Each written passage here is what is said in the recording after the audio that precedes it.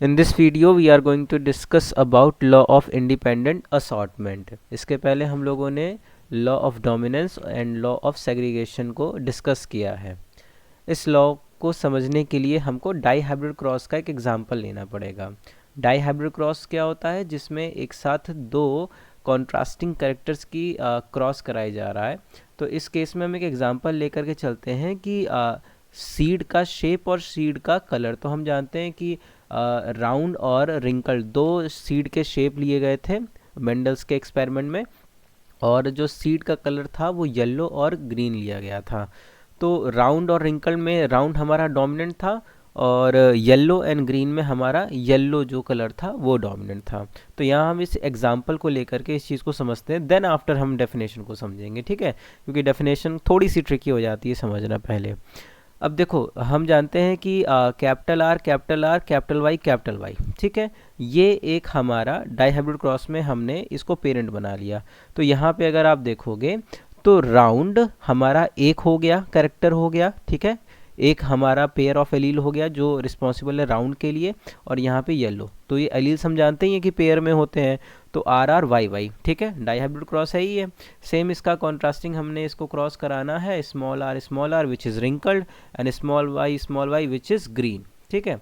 अब ये क्रॉस कराना है। तो हम जानते हैं कि जब हमें गैमीट बनाना होगा तो गैमीट बनने के लिए ये मियोसिस होगी और ये जो हमारे एलील्स हैं ये हाफ सेट हो जाएंगे, और जो हमने सेग्रीगेशन के लॉ में भी पढ़ा था। तो अब देखो यहाँ पे पॉसिबिलिटीज़ क्या है।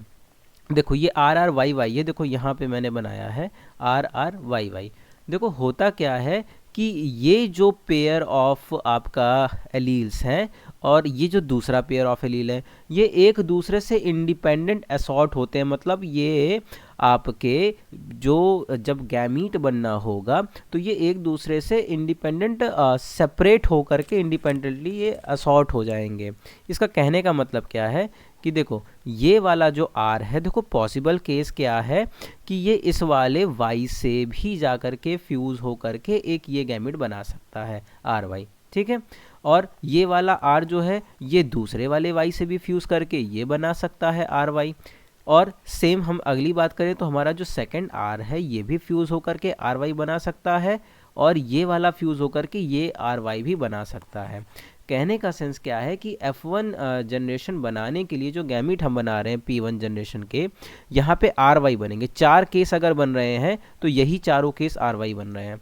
यहाँ पे भी अगर 4 केस बन रहे हैं तो भी हमारे ये 4 केस जो बनेंगे ये स्मॉल r और स्मॉल y बनेंगे, जिनसे फ्यूज़ हो करके हमारा F1 जनरेशन यही बनेगा, कैपिटल आर कैपिटल वाई और स्मॉल वाई। तभी हम कहते हैं कि F1 जनरेशन में 100% जो हमारे प्लांट जो थे उनके जो सीड थे वो राउंड और येलो थे, although they are hybrid in nature, ठीक है?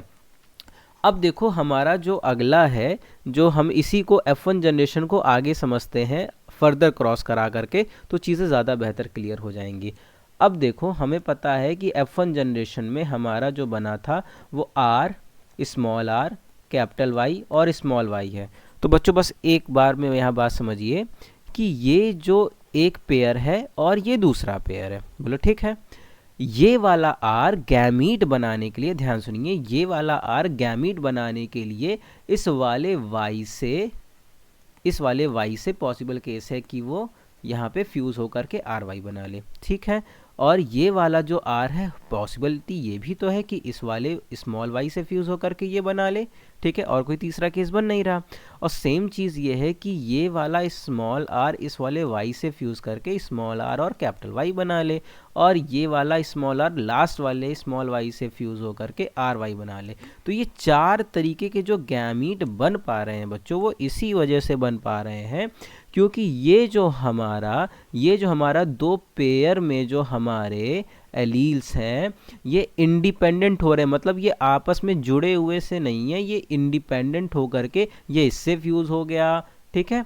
और या ये दूसरे वाले वाई से फ्यूज़ हो गया, ऐसा हो पा रहा है। तो उसी चीज़ को हम लोग एक लाइन में जो हम लोग समझते हैं ना, हम लोग जब गैमीट बनाते हैं आर आर वाई वाई, तो हम कहते हैं ना कि ये इससे फ्यूज़ होकर के आर वाई बना सकता है, ये इससे फ्यूज़ होकर के आर वाई बना सकता है। ये क्यों बना पा रहे हैं?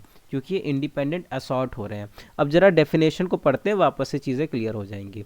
तो देखो ये जो डेफिनेशन है यहाँ पे देखिए, पहले आपका यहाँ से एलील ऑफ टू और more different gene get sorted into gametes independently of one another. इसी को दूसरे सेंस में हम समझ सकते हैं कि member of one pair of allele,